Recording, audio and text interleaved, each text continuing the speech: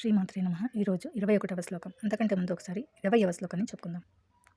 న జాయతే మ్రియతే వా కదాచిత్ నాయం భూత్వా భవితా వా న భూయః అజో నిత్యః శాశ్వతోऽయం పురాణః న హన్యతే హన్యమానే శరీరే.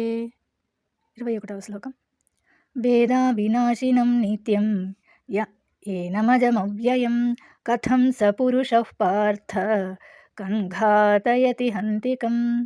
వేద వినాశినం, నశించదని తెలుసుకున్నవాడు, నిత్యమైనది, ఎవడు, ఏనమజ, ఈ ఆత్మకు పుట్టుక లేదు, అవ్యయం, మార్పు లేదు, కథం, ఎలా, స అతడు, పురుష మనిషి, పార్థ అంటే అర్జునునికి మరి ఒక పేరు, కన్ ఎవరిని, ఘాతయతి చంపిస్తాడు, హంతి చంపుతాడు, కం ఎవరిని, ఓ భారత, ఈ ఆత్మ నశించనిది, నిత్యమైనది, పుట్టుక లేనిది.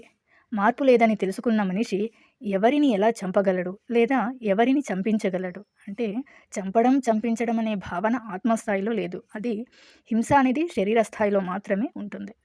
శ్లోకాన్ని ఇంకొకసారి చెప్పుకుందాం. వేదా వినాశినం నిత్యం య ఏనమజమవ్యయం కథం స పురుషః పార్థ కంఘాతయతి హంతికం. 22వ శ్లోకాన్ని రేపు చెప్పుకుందాం.